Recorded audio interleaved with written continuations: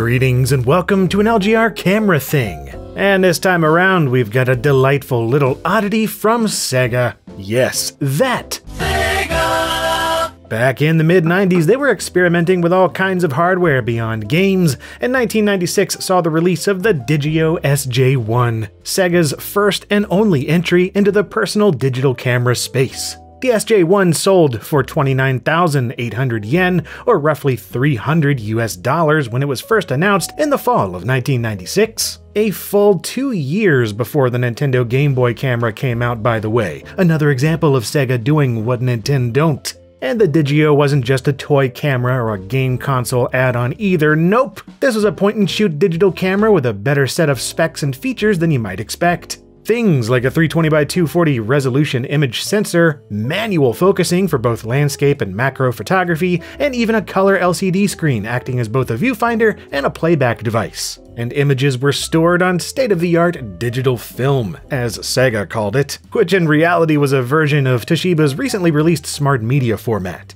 Yeah, I was honestly shocked when I first found out about this thing. Not only was it an official Sega product from the mid-90s that I'd never heard of, but it was a digital camera with some seriously impressive specifications at a price that was entirely reasonable from the get-go. However, Sega never marketed the original Digio SJ1 for sale outside of Japan, and even there it seems it was largely advertised to their existing customer base in periodicals like Sega Saturn magazine, which, on further inspection, makes sense, seeing as the Digio was advertised to work in conjunction with the Sega Picture Magic and the Sega Pre-Fun, the former of which was a graphics tablet with a combination of Sega 32X and Mega Drive hardware inside, allowing for drawing on top of and editing digital photos taken on the SJ1, and the latter being a video printer designed to work with the Sega Saturn and the Pico, letting users print 4x6 photos and sticker sheets captured using the printer's composite video input port.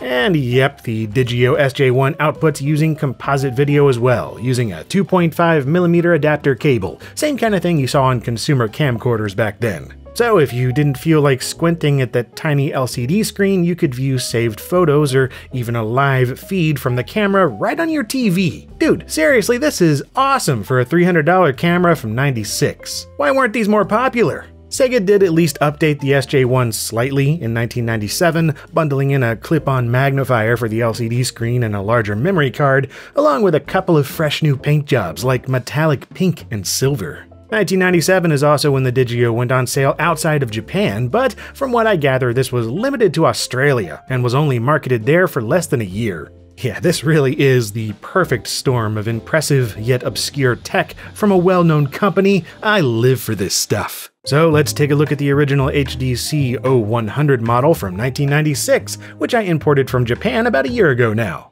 It's been a journey to get everything I needed for this video, cause yeah, even though it came in the original packaging, all that was in the box was the camera itself and the video cable for connecting it to a TV. Oh, and the memory card, thank goodness, since the Digio will only accept a particular type of early model smart media card. This one for the Digio uses 5V power instead of 3.3 volts that soon became the norm. Not only that, but this only has 5 megabits of storage, equating to just 625 kilobytes. So not only is it bizarrely spec'd, but I had no way of getting the photos off the camera beyond hooking it up through fuzzy composite video. Turns out that's because originally Sega only intended the Digio for use with their graphics tablet and printer, not a computer. It wasn't until January of 1997 that they started selling separate kits for connecting the Digio to a PC for an additional cost of 7,800 yen, nearly $80. That's a lot for a floppy disk and a serial cable. Anyway, we'll sort out the computer stuff later on, but for now, let's take a gander at the SJ1 itself.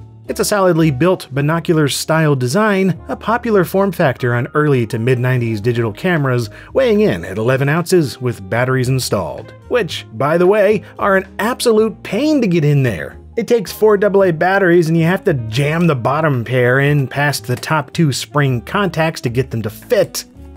Seriously, who signed off on this design? Another quirk of the Digio is that even with the batteries installed, the camera will not power on at all without the memory card latch in the upright locked position. I thought I'd received a dead camera when I first got it, but nope, you just have to lock that tiny switch on front or nothing happens.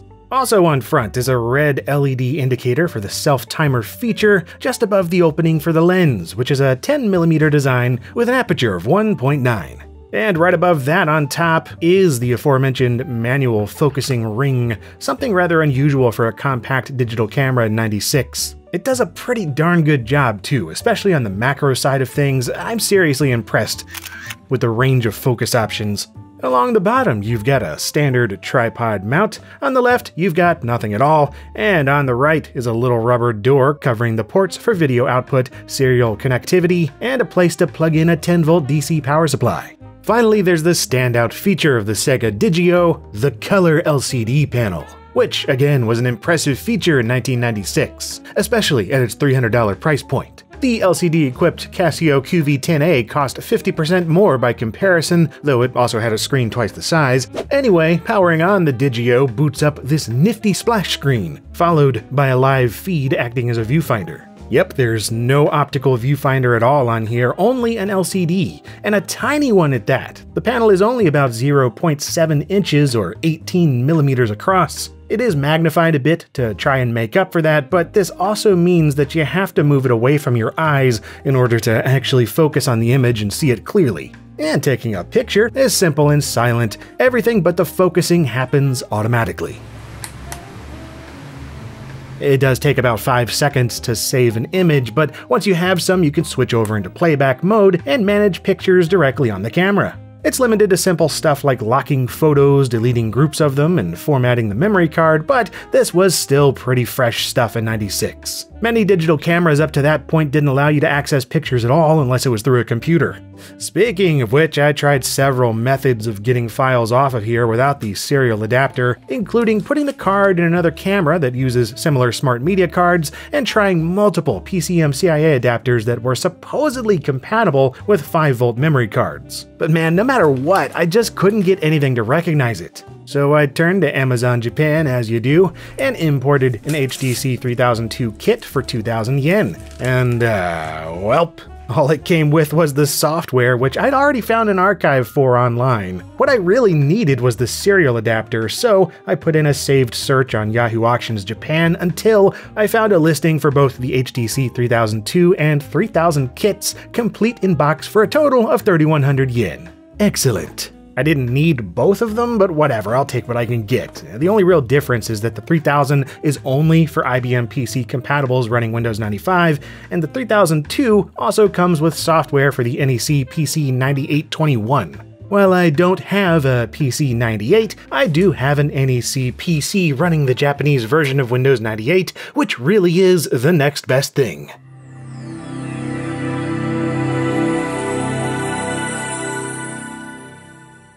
My waves are now vapor.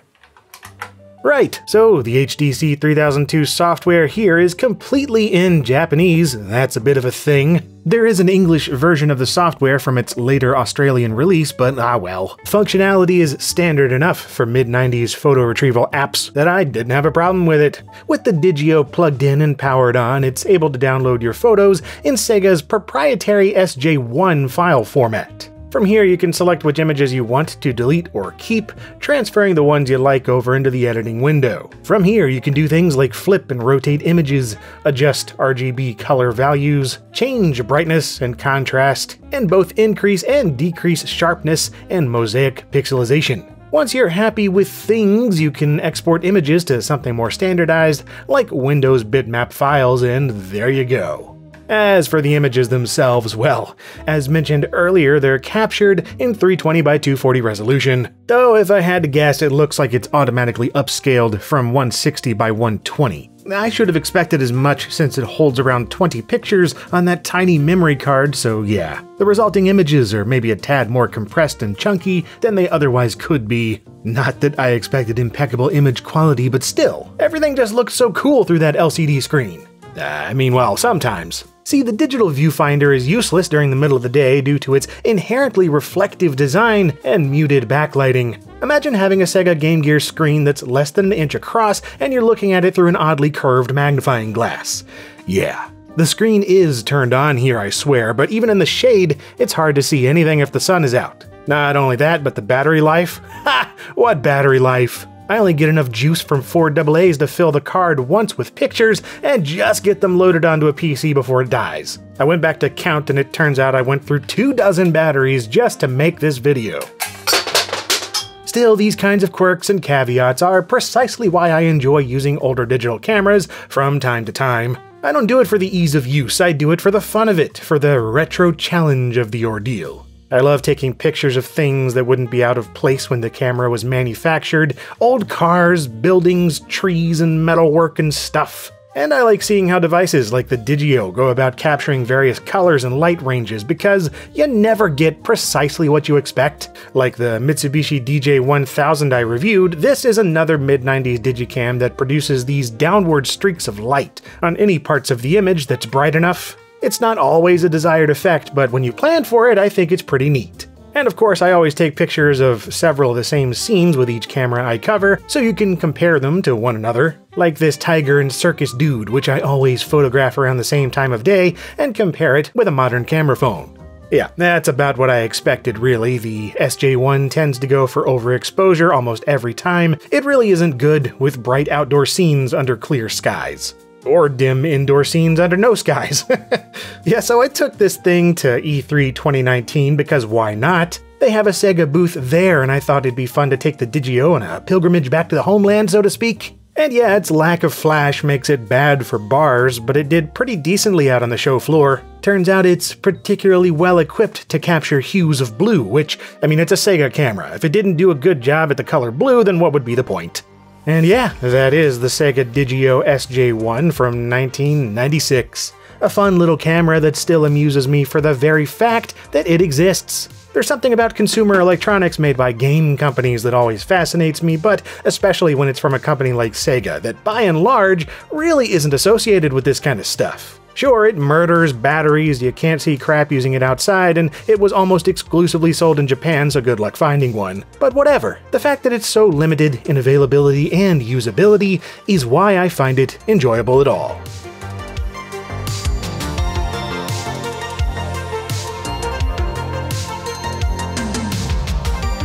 So concludes another LGR thing. If you enjoyed this thing, then great! Old digital cameras, game-related stuff, and retro tech in general is what I do, so maybe check out some of my other videos. And as always, thank you for watching.